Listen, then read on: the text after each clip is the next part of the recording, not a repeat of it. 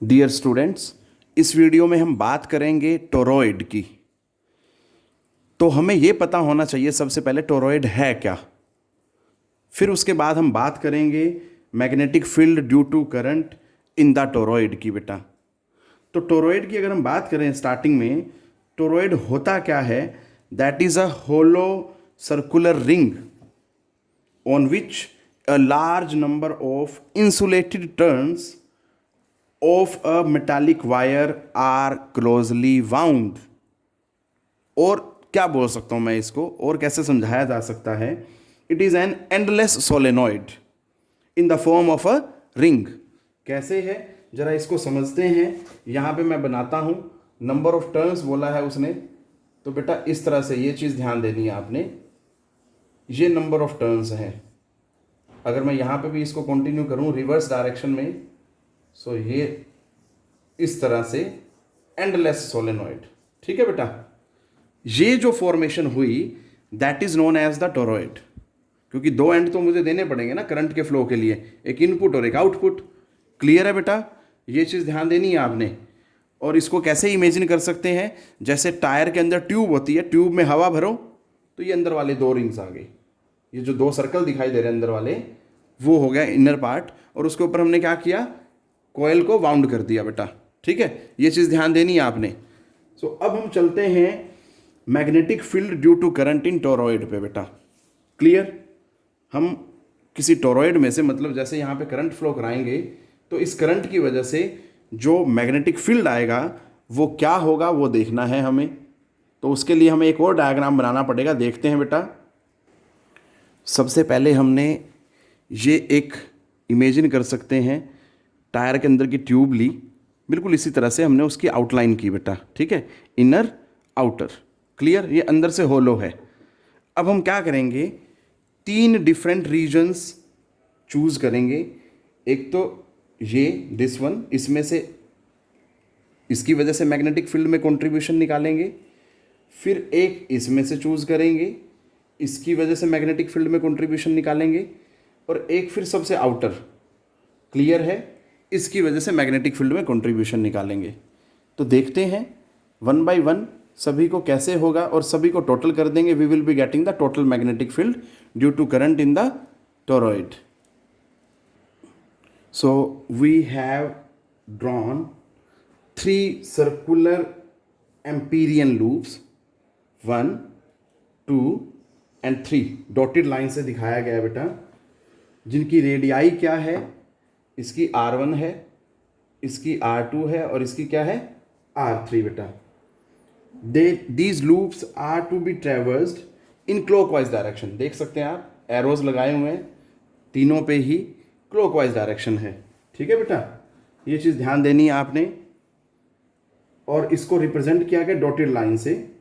और जो पॉइंट हैं इन एम्पीरियन लूप्स पे लोकेटेड जो किए हमने, वो है P, इस पे S, और थर्ड वाले पे that is Q।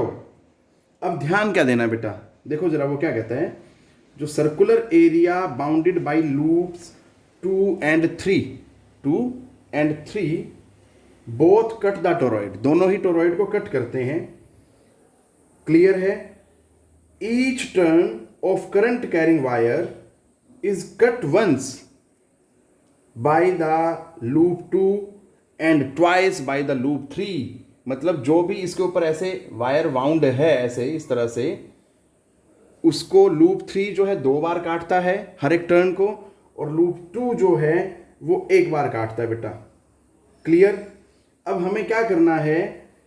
In empyrean loops की वजह से, इनकी हेल्प से हमें क्या निकालना है बेटा? मैग्नेटिक फील्ड निकालना है। और हम क्या करेंगे? टोटल मैग्नेटिक फील्ड निकालेंगे by using amperes circular law. देखते हैं बेटा कैसे होगा।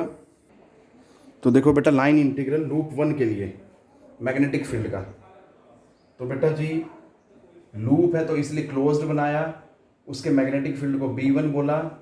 ठीक है जी, ये चीज़। अब इस पे आप देखें ज़रा, B जो होता है हमें पता होता है बेटा, along the tangent to the circle, जो मैग्नेटिक फील्ड लाइन आ रही है उसके टेंजेंट होता है। और इसी पे लाइन एलिमेंट लिया हमने छोटा सा, डी एल। ठीक है बेटा, इस तरह से याद रख सकते हैं हम। अब इसमें दोनों में एंगल क्या है बेटा, जीरो, तो क्या हो जाएगा B1 DL cos 0 degree. Clear है? अगर इसकी वैल्यू डाली जाए तो वो क्या हो जाएगा, दैट इज B1। ठीक है, B1 की वैल्यू B1 ही ली हमने, और cos 0 क्या होता है, 1 होता है, और DL की जो टोटल वैल्यू होगी दैट इज 2 पाई R। इसको R1 बोल देते हैं। ठीक है जी, क्लियर? क्योंकि रेडियस क्या है इसकी, R1 है। अब अगर एम्पियर सर्कुटल लॉ फॉलो करें तो according two ampere सर्कुटल law B1 dot DL क्या होना चाहिए, म्यू नॉट मल्टीप्लाई करंट। ठीक है जी, करंट थ्रू 1, लूप नंबर 1। ठीक है जी, तो अगर इसको देखें, इस चीज को सोल्व कर लिया मैंने और इसकी वैल्यू आई है ये, तो देखते हैं बेटा, B1 2 pi R1 is equal to mu naught into current through loop 1। आप सोचो जरा, खुद सोचो कि बेटा जो वायर है वो इस तरह से बाउंड है, तो इट मीन्स अंदर तो क्या हुआ, करंट जीरो हो गया ना बेटा। ठीक है, करंट तो ऐसे वायर में से फ्लो कर रहा है इस तरह से। क्लियर है? इन वायर में से करंट फ्लो कर रहा है, it means inside this part या इस जोन में करंट तो जीरो हुआ ना बेटा। ठीक है, सो B1 की जो वैल्यू आई दैट इज जीरो, इसको नंबर 1 दे दें। क्लियर है? ठीक है जी, लूप 1 की वजह से जो मैग्नेटिक फील्ड आया दैट इज जीरो। अब हम लूप 3 की बात करते हैं। लूप 3 में क्या है देखें जरा, तो लूप 3 में बेटा देखो क्या है, लाइन इंटीग्रल जो होगा इसका मैग्नेटिक फील्ड का along loop 3 that is B3 dot DL। अब यहाँ पे देखो magnetic field tangent to the magnetic field line, और ये लाइन छोटा सा एलिमेंट लिया हमने, लेंथ ले ली DL।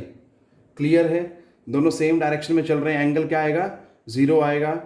तो B3 DL की वैल्यू रखी, क्योंकि इसकी रेडियस जो है दैट इज R3 बेटा, मैंने ये लिखा हुआ है, इसका जो डिस्टेंस है from the centre that is R3। Clear?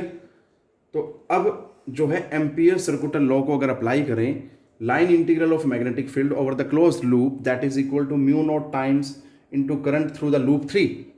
तो बेटा ये वाले हिस्से को सॉल्व करके तो आया ये, इसकी वैल्यू लिख दी हमने B3 2 पाई R3 mu naught into current through loop 3। बेटा सोचो जरा, जो वायर है वो इस तरह से बाउंडेड है।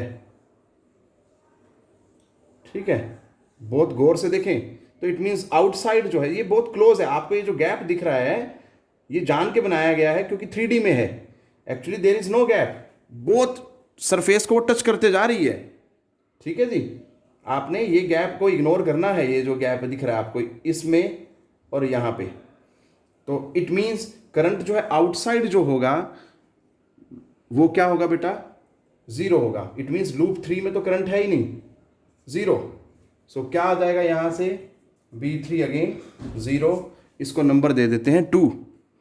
अब बात करते हैं सबसे अंदर वाले लूप की, जो ये है दोनों एजेस इनर और आउटर एज के बीच में जो बनाया हमने दैट इज लूप नंबर 2। क्योंकि हम 1 के बारे में निकाल चुके हैं, इसका contribution towards the total magnetic field zero, इसका contribution towards the total magnetic field zero. अब इसका कंट्रीब्यूशन देखते हैं बेटा, B2 के लिए वैल्यू क्या आती है देखते हैं।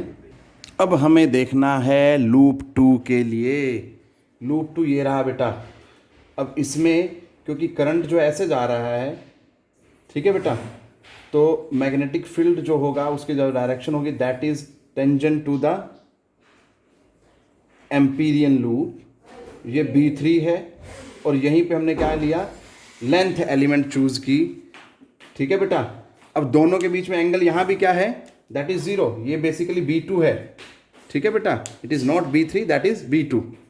तो अब अगर मैं इस पे लगाऊं एम्पियर सर्कुटल लॉ का लेफ्ट साइड देखें, line integral of magnetic field over the loop 2, तो क्या होगा, that is B2 into DL cos 0, क्योंकि दोनों के बीच में एंगल क्या है, अगेन 0 डिग्री है बेटा।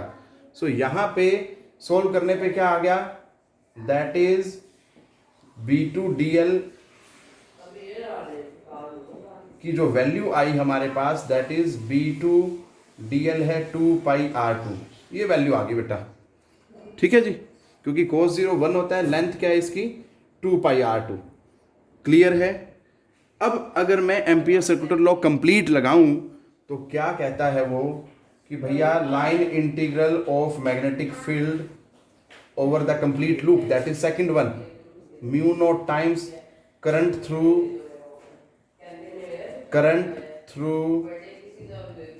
लूप 2। क्लियर है, ये चीज ध्यान देनी है।